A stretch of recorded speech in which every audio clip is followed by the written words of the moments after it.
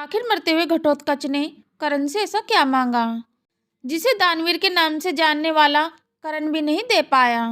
मित्रों, एक योद्धा मरते समय भी अपने शत्रु की आत्मा को हिला दे, मृत्यु के द्वार पर खड़ा व्यक्ति इतिहास की दिशा बदल दे, तो क्या वह केवल मृत्यु कहलाएगी या फिर बलिदान बन जाएगी। कुरुक्षेत्र की वह रात जिसे इतिहास में कभी साधारण रात नहीं कहा गया। सूर्य अस्त हो चुका था, पर युद्ध का ताप और क्रोध अभी भी आकाश में जल रहा था। चारों ओर धुंध की मोटी परत जिसमें घायल सैनिकों की कर्राह गूंज रही थी।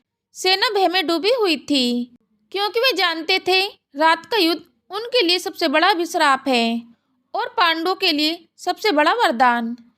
विशेषकर जब भीम का पुत्र घटोत्कच युद्ध भूमि में उतरता है, एक विशाल प्रचंड लाल क्रोध से भरा हुआ, मानो पर्वत जैसे सव्य छलकर आ रहा हो।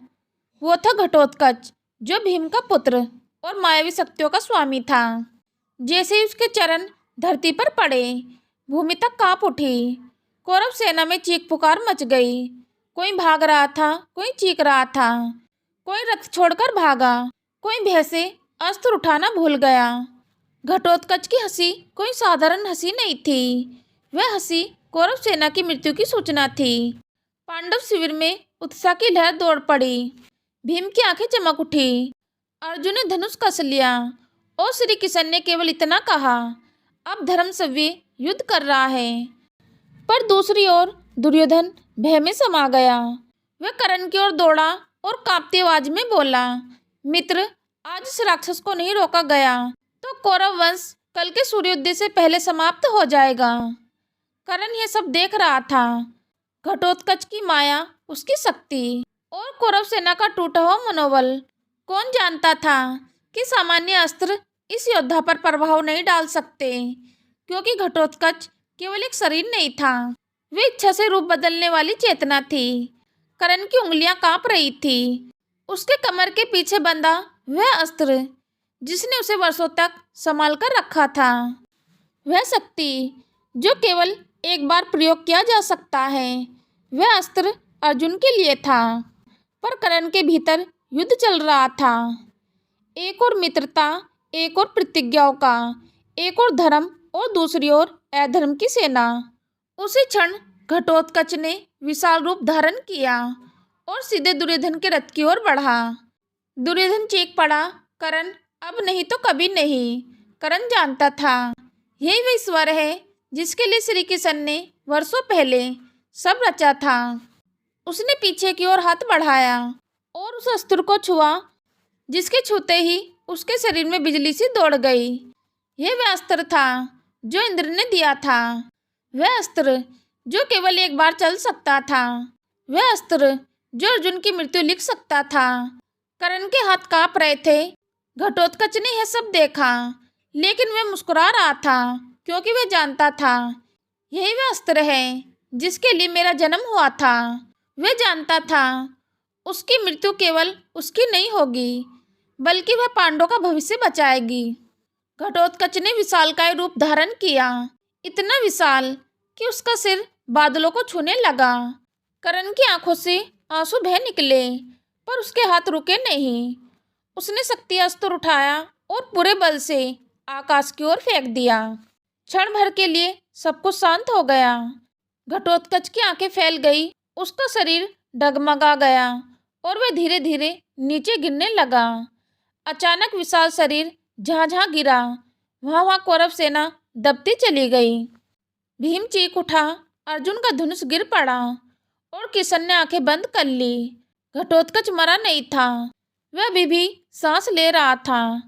कर्ण बिना कुछ सोचे उसके पास दौड़ा। इतिहास में पहली बार कर्ण ने अपने शत्रु का सिर अपनी गोद में रखा। घटोत्कच की आवाज कमजोर हो चुकी थी। उसने कहा, आज मैं हारा नहीं, आज मैं सफल हुआ। कर्ण बोला, हे वीर, तुम्हारा बलिदान व्यर्थ नहीं जाएगा। घटोत्कच मुस्कुराया और बोला, मेरी एक इच्छा है। कर्ण झुक गया और बोला, आदेश करो। घटोत्कच ने कहा, जब इतिहास लिखा जाए तो यह मत लिखना कि यह घटोत्कच पांडवों के लिए मरा, बल्कि यह लिखना कि घटोत्कच धर्म के लिए हंसा और वीरगति को प्राप्त हो गया। घटोत्कच ने आगे कहा, कर्ण तुम महान हो, पर तुम्हारा समय गलत है। तुम्हारा धर्म सही है, पर तुम्हारा पक्ष नहीं। एक दिन यह संसार तुम्हें समझेगा। तभी घटोत्कच की सांसें रुक गई, उसकी आंखें बंद हो गई और कुरुक्षेत्र में पहली बार रात सचमुच शांत हो गई। कर्ण वहीं बैठा रहा, न विजेता न पराजित, बस टूटा हुआ। तभी धीमे कदमों की आहट हुई। भगवान श्री कृष्ण आए।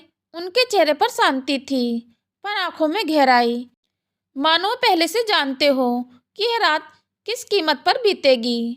किशन ने किसी और को नहीं देखा, सीधे भीम के सामने जाकर बैठ गए और बोले, भीम, क्या तुम मुझे नहीं देखोगे?